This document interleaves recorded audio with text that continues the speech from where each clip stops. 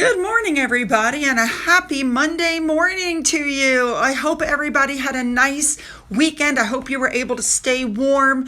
There's a lot in here as usual. We're going to start with the royal family, and then we're going to move over to the rest of what's going on. And I have a lot in here, but it's a much shorter video than usual. No more 20-minute long videos today. Okay, there's a lot. Let's jump in. Let's get started, shall we? Let's go. To start off, I just want to say, it is cold here, my God. 19 degrees in the south. This is unnatural. I'm not enjoying this at all. This picture, by the way, came off the screen from my Amazon Alexa. Next up, really quickly, I want to send out a big thank you to Heather, who sent me a package all the way. Can you imagine this? New Zealand.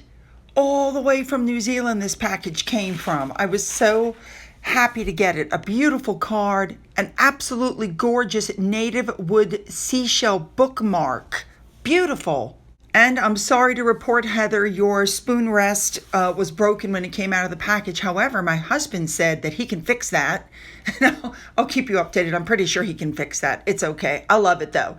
All right, let's jump into our stories for today. We're going to start off with King Charles, who showed off his love for Scotland. You know how I feel about a man in a kilt. He has released a new portrait. It's a beautiful portrait, and he is wearing a kilt. It was taken in the library at Balmoral Castle by Millie Pilkington. Fabulous photo. He has such a kind face. Ugh. Now, sticking with King Charles, he had a visit from the Prime Minister of St. Kitts and Nevis, Terence Drew, and that took place at the Sandringham Estate last week. Fabulous photo. All right, let's move on. Princess Beatrice. Now remember, over Christmas, she was supposed to go with Edo to visit his family, but the doctor advised her not to travel. Well, this time, she was supposed to be at the World Economic Forum. I believe that's held in Switzerland. And again, for medical advice, they've told her not to travel. She's always been a regular at this event. I'm beginning to wonder if she's having a difficult pregnancy. She is in her third trimester, but she wasn't in a third trimester last time is my point. So I'm beginning to wonder if she's having a little bit of a harder time this time around. I hope not. All right, let's move on. Next up, Princess Anne, the Princess Royal, who we know just returned from South Africa, attended the Grand Military Cup Day at Sandown Park Racecourse in Surrey. Now, when Anne arrived, they caught her walking in and then going and standing on, I guess you would call it a dais, like a raised platform to the side. They played a small rendition of God Save the King. Watch the flags on the two sides. They kind of go down and then they pop back up. Members of the Royal Corps of Signals were there in the parade ring, as well as bagpipers and standard bearers. There was a lot going on there. Of course, Sir Tim was not there because remember, he tore a ligament or a tendon, or he did something to his leg, which is why he did not go with Princess Anne to South Africa, because apparently he couldn't walk. Now, while she was there, people said to her, what happened, by the way? They asked her what happened, with her accident. And she said, the only thing I can remember was I was going to see the chickens. Nothing to do with horses. I was simply going to see the chickens. It was my regular visit. And she said, I have no idea what I was doing in the field because I don't normally go that way. And it just shows you that you never quite know what might happen. So it's still a mystery.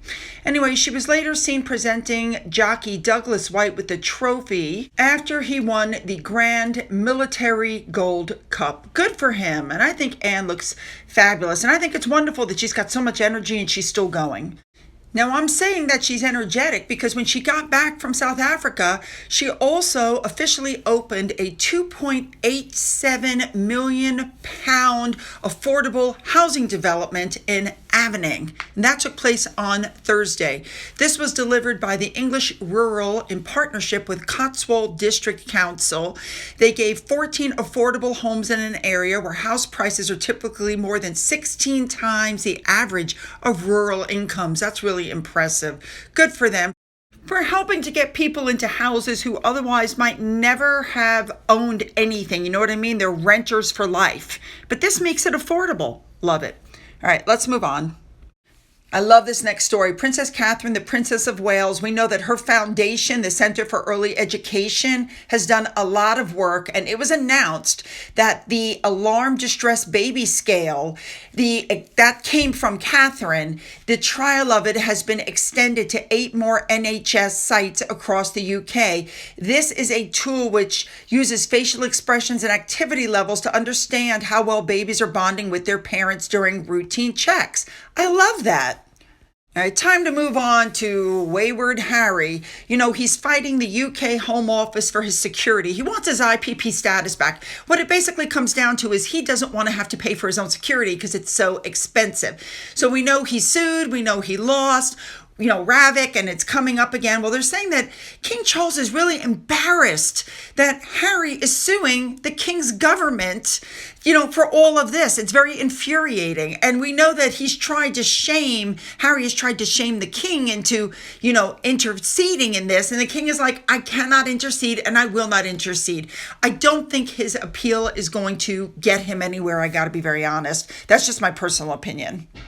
All right, I'm really getting sick of talking about this, but I'm going to bring it up one more time. They're saying that Harry is set to lose a significant chunk of his settlement payment because he lives in the United States. There is some sort of a rule that money that is not taxed in Britain has to pay tax in the United States on all worldwide income. So even though the majority of his sum is going to go for attorney's fees, what's left is going to be heavily taxed by the United States. Oh my God. And before anybody points out he's not an American citizen, you're right, he's not. But he did put down that he's an American resident since his eviction from Frogmore. All right. And not only was Harry calling for the police to open a criminal investigation into the owners of the Sun, but now Hugh Grant is asking for the same thing.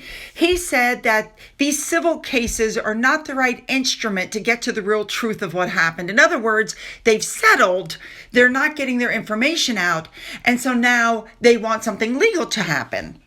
He says, they tapped my phone, they burgled my house. Listen, you had every chance to put that in court. You chose to settle because I was arrested. Okay, yes, you were arrested, but that's because you were dumb enough to be in a committed relationship and try to pick up what turns out to be a transvestite. You're an idiot. I agree with the Duchess of Chunga Chunga on Twitter. I'm sick of these people, these wealthy people, acting like idiots, behaving badly, and then complaining when the information about their behavior gets published. Moving on. All right, let's move on really quickly before we get to the main story. Once again, they're putting out reports that Harry and Meghan are upset and bruised following Vanity Fair and the claims that were made, and how dare you, and blah, blah, blah. So, of course, these puff pieces are coming out now, Damage Control. They're so obsessed with each other. They're hot for each other. They have the best marriage, blah, blah. She never went shopping for a divorce book story. Oh, yes, she did. I guarantee you she did. These people need to get a life. Let's move on to our big story for today. The interesting thing is the Daily Mail is just picking this up, and I reported on this story to you back in March. It's like they're just now catching up on it. So here's what happened.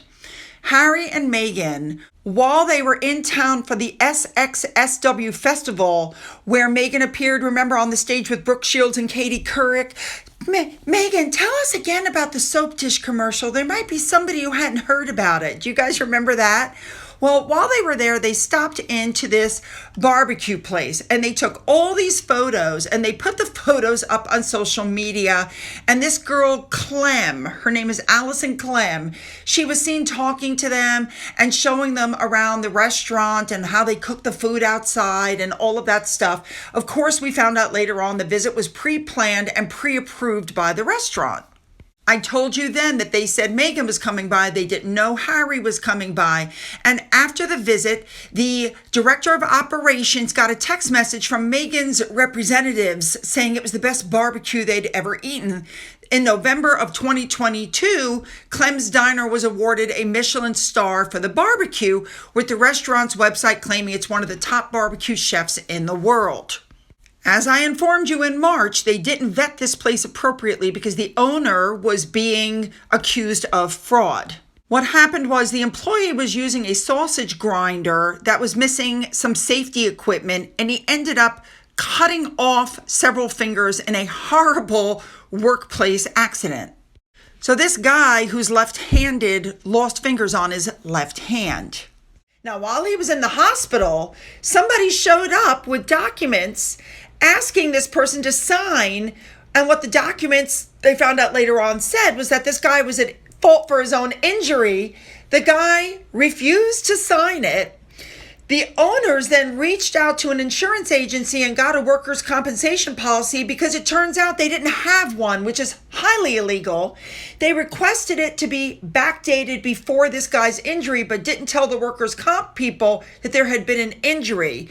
And what they were doing was protecting themselves from a civil lawsuit and personal liability for this person's injuries. So this guy files the claim, and it was approved. But it didn't take long for the workman's comp people to find out what was going on, and it was a fraud. Now, the interesting thing is it came to light later on that this woman, Clem, and her wife, who now is deceased, had been operating without workers' comp insurance for over 20 months.